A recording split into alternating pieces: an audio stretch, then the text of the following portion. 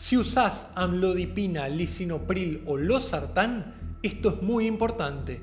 Hace unas 3 semanas vino un paciente llamado Alberto a mi consultorio.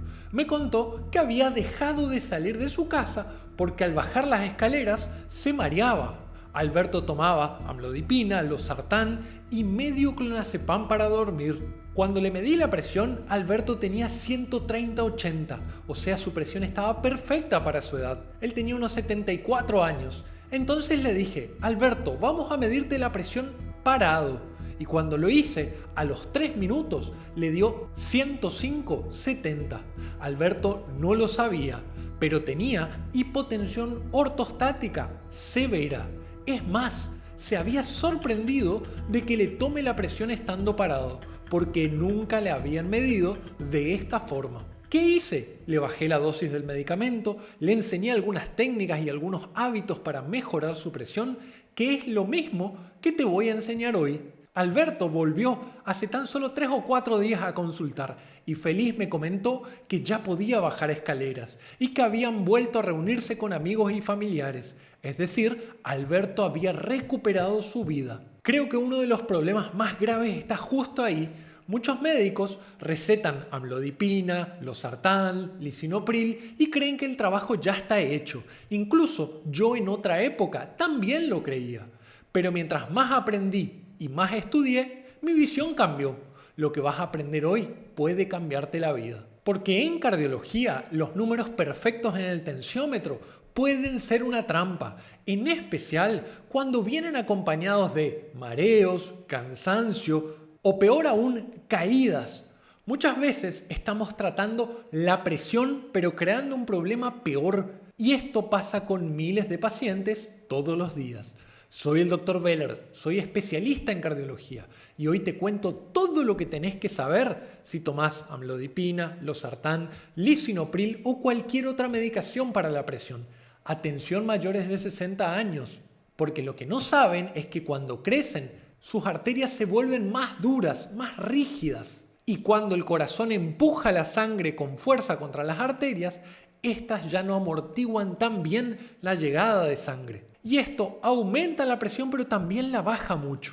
Veamos ahora los 6 puntos claves que le recomendé a Alberto. Y por favor presten mucha atención al número 4 y número 5, porque yo y también Alberto creemos que son los que más le ayudaron. Número 1. Tomate la presión parado. Es fundamental, en especial cuando empiezas medicación, cuando haces un cambio, te suben, te bajan, o cuando tienes síntomas como mareos, cansancio, visión borrosa, inestabilidad al caminar. ¿Por qué te recomiendo esto? Porque cuando vos te parás, hasta medio litro de sangre se desplaza de la parte alta de tu cuerpo hacia las piernas y tu corazón y tus arterias tienen que compensar esto en segundos. Imagínate ahora que cada vez que te pones de pie, alguien te saca de golpe una botella entera de sangre de la parte de arriba de tu cuerpo y la envía hacia tus piernas. Si eso no se compensa en segundos, el mareo, la visión borrosa y las caídas aparecen.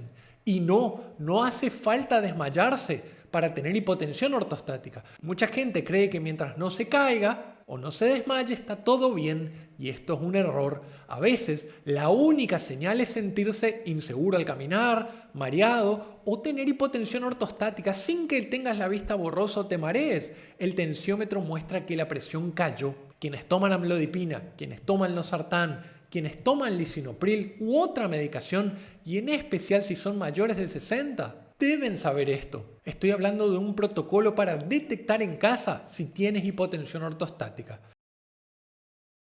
3 pasos simples. El primero, acostate o sentate, espera 3 minutos al menos, un poquito más, y medite la presión. Ahora, apenas te termines de medir la presión, levántate despacio. Espera 1 minuto, medite la presión de nuevo y espera 3 minutos y volvete a medir la presión. Es decir, te mediste sentado, te mediste parado al minuto y parado a los 3 minutos. Si tu presión máxima bajó más de 20 milímetros de mercurio o la baja bajó más de 10 milímetros de mercurio, tienes hipotensión ortostática. Déjame que te dé un ejemplo. Si vos tenías 140 de máxima y ahora tenés 120, 115, 110, bajó más de 20 puntos. entonces tienes hipotensión ortostática. Si vos tenías 90 y ahora tenés 75 de mínima, bajó más de 10 puntos la baja, entonces tienes hipotensión ortostática. Llévale esto anotado a tu médico. Haz esto al menos una vez, en especial si nunca lo hicieron y sobre todo si tienes síntomas o te acaban de modificar la presión. Esto es clave para prevenir accidentes. El segundo punto clave es cuidado con combinar medicación de cualquier forma. Por ejemplo, el enalapril o el lisinopril son de una familia muy parecida a el losartán y el valsartán. En la mayoría de los casos, los médicos no combinamos estos medicamentos, salvo excepciones muy raras, indicadas generalmente por un nefrólogo. ¿Por qué? Porque corres riesgo de aumentar mucho el potasio o de potenciar efectos secundarios más graves. Otro detalle, hay personas que por cualquier dolor de cabeza, ibuprofeno, diclofenac u otros medicamentos, y los usan sin receta. El problema es que esto fuerza aún más tu riñón, entonces no los utilices sin receta. Tercer punto clave de estos 6 puntos que te dije para cambiar tu vida respecto a la presión. Debes comprender que no siempre bajar la presión a cualquier costo es fundamental. Claro que controlar la hipertensión salva vidas, pero ningún cardiólogo serio buscaría 12,8 de presión si el paciente tiene síntomas o hipotensión ortostática. Entonces, si tomas medicación para la presión y te paras y te mareas, te sientes muy cansado o con sueño todo el tiempo, tienes visión borrosa a cada rato o inestabilidad postural, o te tomaste la presión parada y el test te dio positivo, entonces debes tener mucho cuidado. La presión no es un número mágico. Los médicos serios sabemos que la hipotensión es tan peligrosa como la hipertensión. Entonces, si tienes 60, 70, 80 y tienes síntomas, ve a tu médico. Debe ajustar tu medicación para buscar la menor presión posible sin que tengas síntomas. A veces, incluso, dejamos presiones mucho más altas, 130, 140 y hasta 150, porque una caída puede ser catastrófica. Número 4. Atención personas que toman pastillas para ayudarse a dormir. Estoy hablando del clonazepam, del alprazolam, del diazepam o de otros medicamentos. ¿Alguna vez ustedes, con la mano en el corazón, por favor contéstenme en los comentarios, se preguntaron cuán necesario es esta medicación realmente para que duerma? La mayoría de ustedes, puedo adivinar, comenzó a tomar esta medicación porque un día fueron al médico y cuando le contaron que no podían dormir, el médico les dio una receta.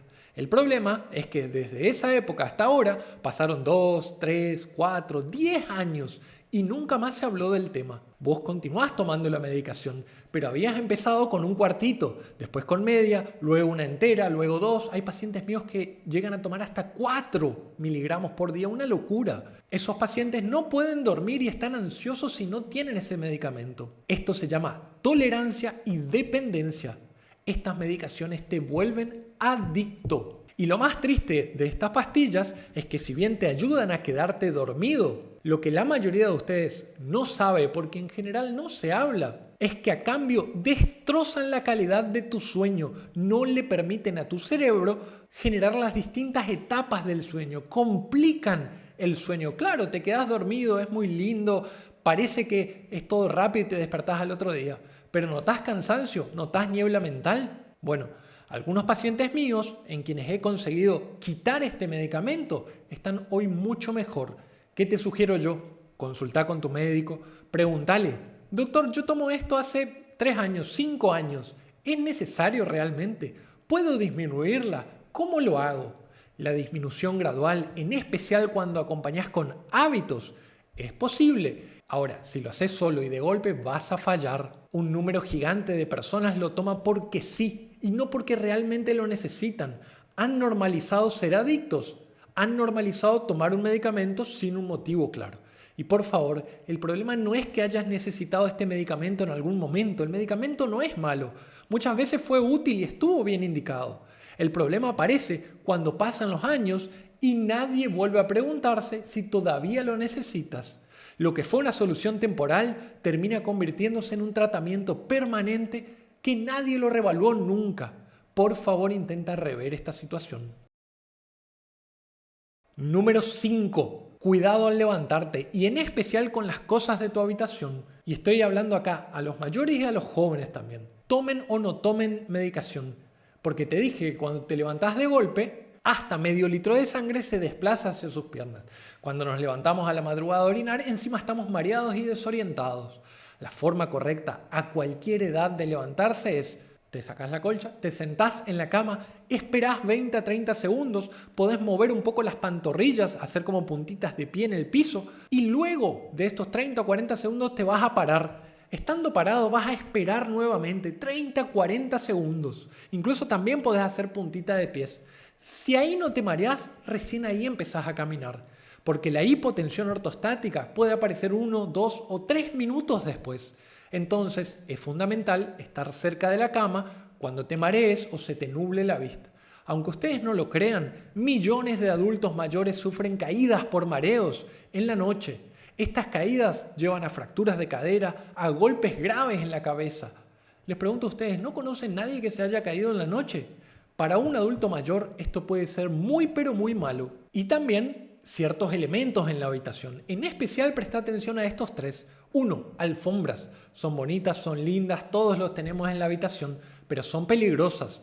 Pisar una alfombra cuando te levantás a la madrugada mareado, en especial si tomás esas medicaciones para dormir, producen caídas, debes quitarlas. Créeme, he atendido muchos adultos mayores que solo por esto se han fracturado la cadera. Número 2. Juguetes, muñecos, obstáculos. Quienes tienen mascotas, nietos o hijos, a veces tienen alguno de estos objetos en el medio de la habitación. Esto es un peligro. Y número 3. Ausencia total de luz. Por favor, mucha atención.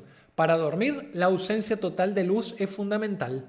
Pero si vos sos de esas personas que se levantan 1 o 2 veces a orinar a la noche, entonces es importante que en tu baño quede una luz muy tenue, suave, chiquita, que apenas se vea por debajo de la puerta, que no ilumine tu habitación, pero que te guíe a la hora de levantarte. Por favor, considera estos 3 consejos. Y el número 6 de estos consejos para quienes toman medicamentos y quieren cuidar su presión, recuerda que los mareos y esos síntomas no siempre son culpa de la medicación. Muchas veces la culpa es la falta de hábito. Por ejemplo, no bebes suficiente agua. Esto es muy común en adultos mayores. Simplemente no tienen sed, entonces no beben agua.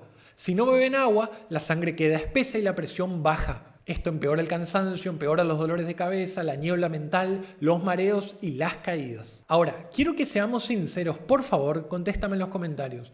¿Tu médico te ha tomado la presión alguna vez parado? ¿Has hablado sobre si necesitas tus medicamentos para dormir o si simplemente los tomas por costumbre?